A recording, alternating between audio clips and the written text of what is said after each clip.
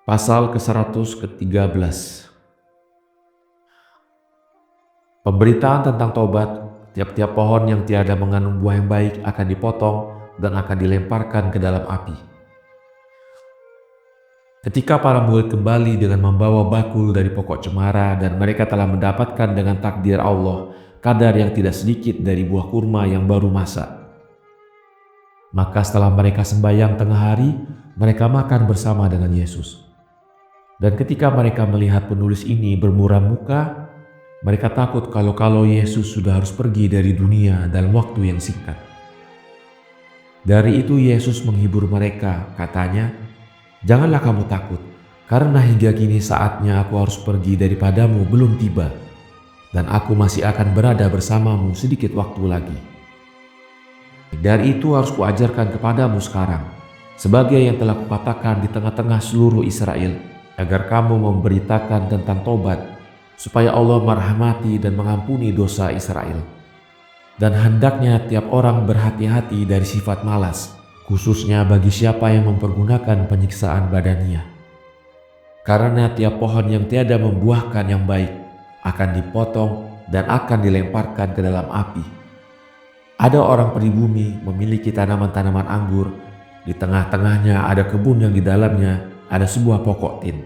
Maka ketika pemilik kebun itu tidak melihat padanya buah di waktu ia datang selama 3 tahun, sedang ia melihat tiap tanaman yang lain berbuah, berkatalah ia kepada tukang kebunnya, "Tebanglah pokok yang busuk ini, karena ia memberatkan kepada tanah." Lalu tukang kebun itu menjawab, "Janganlah begitu ya tuanku, karena pokok ini adalah indah." Maka dijawablah oleh pemilik tanah itu, "Diamlah, bagiku tidak ada perlunya keindahan tanpa faidah.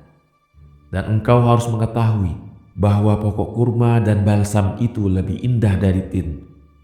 Tetapi aku pernah dahulu menanam di tengah-tengah halaman rumahku cangkokan dari pokok kurma dan balsam. Kemudian kukitarinya dengan pagar yang mahal.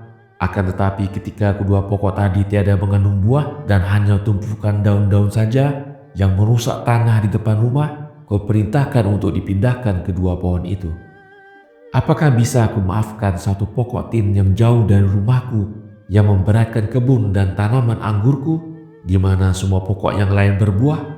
Sungguh aku tidak dapat membiarkan pokok ini lagi." Lalu tukang kebun itu menjawab, "Ya Tuan, sebenarnya tanah ini subur sekali, maka oleh karena itu tunggulah setahun lagi. Aku akan pangkasi dahan-dahan pokok ini, dan aku akan hilangkan daripadanya tanah yang terabuk, dan akan kuberi tanah yang kering dan batu-batu supaya dia berbuah." Pemilik tanah itu menjawab, "Cobalah pergi untuk mengerjakan itu. Aku akan menunggu pokok tahun ini akan berbuah." "Pahamkah kamu perumpamaan ini?" Para murid menjawab, "Tidak ya Tuan, cobalah tafsirkan untuk kami." Pasal ke-114. Ada pada Allah di surga pokok kurma dan balsam. Pokok kurma itu adalah setan, sedang manusia adalah pokok balsam. Yesus menjawab, "Sebenarnya kukatakan kepadamu bahwa pemilik itu adalah Allah, sedang tukang kebun itu adalah syariatnya. Maka pada Allah di surga ada pokok kurma dan balsam. Pokok kurma itu adalah setan, sedang manusia pertama adalah pokok balsam. Kemudian diusirlah kedua-duanya, karena kedua-duanya tidak mengandung buah berupa amal-amal soleh, bahkan keduanya mengucapkan kata-kata yang tidak baik, di mana menjadi hukuman atas malaikat dan banyak manusia. Dan oleh karena Allah telah menempatkan manusia ini di tengah-tengah para makhluknya, yang seluruhnya menyembah dia menurut titahnya, maka jika ia sebagai yang kukatakan tidak membuahkan sesuatu, maka Allah akan memotongnya dan melemparkannya ke neraka. Karena dia tidak memaafkan kepada malaikat dan manusia pertama itu, ia mengutuk si malaikat untuk selama-lamanya, tetapi kepada si manusia hanya untuk sementara. Maka berkatalah syariat Allah, bahwa bagi si manusia ini tersedia bermacam-macam rezeki lebih dari semestinya di alam kehidupan ini. Dari itu, maka ia harus tahan menerima penderitaan dan menjauhkan diri dari kelezatan-kelezatan duniawi agar ia berbuat amalan yang soleh. Maka atas dasar itulah Allah memberikan kepada manusia ini kesempatan untuk bertobat. Sebenarnya aku katakan kepadamu bahwa Tuhan kita mewajibkan atas manusia untuk bekerja untuk tujuan yang telah dikatakan oleh Ayub, Nabi dan kekasih Allah. Sesungguhnya burung itu dilahirkan untuk terbang, ikan untuk berenang, demikian juga manusia ini dilahirkan untuk bekerja. Dan begitulah berkata pula bapa kita Nabi Allah Daud. Karena apabila kita memakan dari hasil kecapaian tangan kita, akan diberkahilah kita dan menjadi baik untuk kita. Dari itu tiap orang harus bekerja menurut bakatnya. Wahai insan, cobalah kamu katakan kepadaku, jika bapa kita Daud dan anaknya Sulaiman telah bekerja dengan kedua tangan mereka sendiri, apakah yang seharusnya diperbuat oleh seorang yang berdosa ini? Maka Yahya menjawab, ya guru, sebenarnya amal itu adalah sesuatu yang baik, akan tetapi kaum fakirlah yang harus melaksanakannya.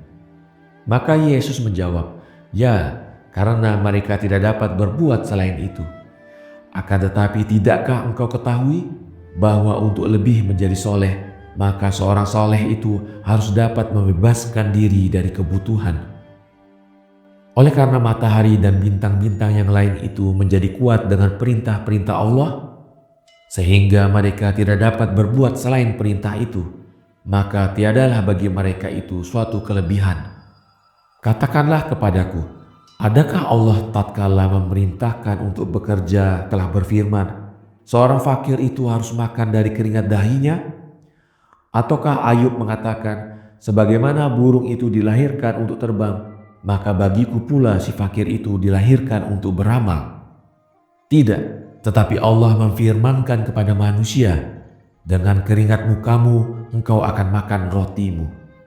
Dan Ayub berkata bahwa manusia itu dilahirkan untuk bekerja. Dan atas dasar itu, maka yang bukan tergolong dari jenis manusialah yang bebas dari seruan itu. Sebenarnya tiada sebab bagi meningkatnya harga barang-barang itu kecuali karena adanya segolongan besar kaum pemalas. Maka andai kata mereka itu mau bekerja, sebagian bertani, sebagian memancing ikan di air, niscaya dunia itu berada dalam kelebihan yang besar. Maka harus diberikan perhitungan atas kekurangan itu kelak di hari pembalasan yang dahsyat.